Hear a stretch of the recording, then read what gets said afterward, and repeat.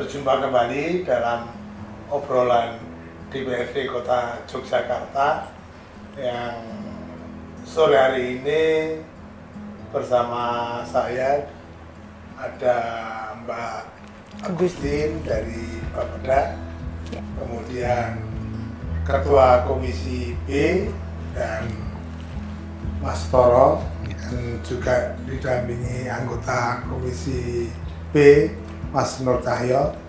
Nah, belum lama ini Kota Yogyakarta pemerintahannya berulang tahun yang ke-77, dan dalam ulang tahun ke-77 ini pemerintah Kota Yogyakarta meneguhkan dengan semboyan rekat, rakit, dan raket. Nah, tentu saja makna rekat, rakit, dan raket ini mempunyai makna supaya kedepannya pemerintah Kota Yogyakarta dalam menyelesaikan segala tugasnya bisa rekat, yang berarti itu adalah cepat. Nah, rakit itu saling menghubungkan antara kerjasama antara OPD dengan satu dengan yang lain, dan raket itu bisa bonding antara masyarakat Kota Yogyakarta dengan pemerintah Kota Yogyakarta. Nah, untuk itu pemerintah Yogyakarta juga mempunyai satu konsep besar, yaitu menuju kemajuan industri pariwisata. Nah, oleh sebab itu hadir saat ini dengan Komisi B, hubungannya dengan tujuannya tadi seperti apa konsep menuju ke industri pariwisata di Kota Yogyakarta. Nah, untuk yang pertama dari Mbak Agustin dari Bapeda, nah konteksnya rekat, rakit, dan raket dalam industri pariwisata di Kota Yogyakarta itu kedepannya akan seperti apa? Oke, matur nuwun Pak Danang. Yang pertama terkait dengan konsep kita pariwisata, sekarang kita itu menuju ke quality tourism, ngaten Bapak. Quality tourism itu apa sih? Lebih mengedepankan kepada spending wisatawan ketimbang kita concern ke jumlah wisatawan yang hadir. Kita tidak mau gitu.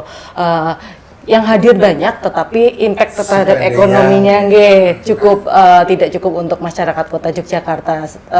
Tapi juga di sisi lain kita juga tidak meninggalkan nih target-target nanti perencanaan ya, karena saya di Bapeda itu terkait dengan kunjungan tetap akan kita target, tetapi fokus kita memang bagaimana yang sudah datang ini nantinya mampu mengeluarkan uang yang lebih banyak di Kota Yogyakarta, impact ekonominya lebih banyak ke Kota Yogyakarta. Nah, caranya seperti apa? Ya tadi kita membuat objek dan daya tarik wisata baru gitu. Kita tidak bisa lagi Bumaton ini kan menjadi primadona ya kalau kita bicara pariwisata Kota Yogyakarta. Tetapi kalau itu saja nanti orang akan itu saja nggak mau datang lagi ke Kota Yogyakarta gitu, sehingga yang kita konsepkan adalah bagaimana integrasi antara UMKM, antara budaya, dan antara daya tarik yang ada di wilayah kelurahan ini terintegrasi menjadi paket-paket wisata yang dapat menarik. Apalagi kita ada rebranding Kota Yogyakarta sebagai City of Festival ini, walaupun masih berproses, nantinya kita harapkan dengan adanya festival ini kan sifatnya ada kebaruan, selalu ada kebaruan gitu. Kalau kita dulu festival itu mungkin hanya melihat tarian dan sebagainya, sekarang kita lihat gambar di tembok atau video mapping itu juga menjadi festival. Nah, dengan adanya kebaruan-kebaruan ini kita ingin orang selalu datang ke Kota Yogyakarta gitu. Saya ingat beberapa waktu yang lalu itu ada siapa itu yang menyelenggarakan? Apakah teman-teman seniman atau warga yang membuat gambar di titik nol itu video mapping? Itu dari Pemkot atau dari penggiat seni Kota Yogyakarta? Itu keuntungan kita Pak sebagai Kota Yogyakarta, karena penggiat seninya itu SDM-nya cukup banyak gitu. Kita kalau bicara pemerintah saja pasti tidak akan mampu, ngaten. Sehingga memang kedepannya untuk pariwisata ini kembali ke tema raket. Kita akan meraketkan diri kita dengan teman-teman kita pelaku ekonomi kreatif yang ada di Kota Yogyakarta, seperti itu. Ya, ya itu saya kira menarik sekali dan memang menjadi daya tarik. Tidak ada, tapi malah masyarakat jadi, ya tidak hanya masyarakat luar, tapi masyarakat Kota Yogyakarta kesannya itu wah exciting sekali gitu untuk bisa menyaksikan. Nah, Mas Toro, sebagai mitra Dinas Pariwisata, ada nggak suatu gagasan yang tadi disampaikan Mbak Gustin terkait roadmap yang kira-kira, nah ini kira-kira, ini kan masa berakhirnya RPJMD. Nah, untuk meneguhkan sebagai kota yang berbasis industri pariwisata di Kota Yogyakarta itu, dari teman-teman Komisi B ada nggak mendesak dari dinas untuk membuat roadmap yang jelas? Mungkin hampir sama semangatnya quality tourism, tetapi mungkin Kota Yogyakarta ini membawa beban yang mungkin hari ini tidak menjadi beban, karena kami mendefinisikan 3, Mas. Ini pergerakan pariwisata ini terbangun tidak bisa meninggalkan yang namanya budaya konvensional, tapi juga harus mengkawinkan dalam bentuk kontemporer, tetapi juga harus menatap yang namanya modernisasi. Nah, sehingga tinggal bagaimana memerankan dan membagi, ya seperti halnya tata ruang, tata wilayah. Tinggal hari ini, pembangunan berbasis wilayah yang ini memang sifatnya budaya konvensional, tetap ini menjadi salah satu daya tarik. Kemudian mengembangkan yang akulturasi atau pengembangan bagaimana konvensional dan modern ini menjadi satu sifat yang menjadi destinasi yang akan ditumbuh kembangkan. Nah, yang modernisasi ini sebagai peradaban zaman kan hari ini, seperti yang disampaikan video mapping itu juga bagian dari modernisasi, sehingga tetapi juga tidak tinggal berbagi saja komposisinya. Jadi kami menyarankan kepada Dinas Pariwisata, khususnya dalam bagaimana hari ini kalau kami membahasakannya kan kota berbasis event. Pariwisata non event, ya parameternya akan susah. Ketika hari ini kita ada beberapa waktu yang tidak bisa digunakan untuk mendatangkan wisatawan, ya gawe event. Sebelumnya kalau jelaskan hanya satu liburan Natal tahun baru, yang kedua liburan sekolah, kemudian Lebaran kembali lagi. Nah, interval waktu yang kosong-kosong ini untuk dimainkan untuk dengan event tadi. Saya rasa dinas juga harus peka dan tahap terkait dengan peta wilayah mana yang harus digarap dengan konvensional, mana yang kontemporer, mana yang modern. Ini Mas Danang yang mungkin dari kami di Komisi B untuk bagaimana ke depan pariwisata Kota Yogyakarta ini ya tidak bergerak apa adanya, wis jenenge wae ya teko wisatawan. Tetapi hal yang menarik ketika kemarin tanpa disengaja, triwulan pertama Kota Yogyakarta ini kan menduduki peringkat pertama se-Jawa, Mas, dalam pertumbuhan ekonomi. Nah, ternyata ini berasal dari industri kuliner.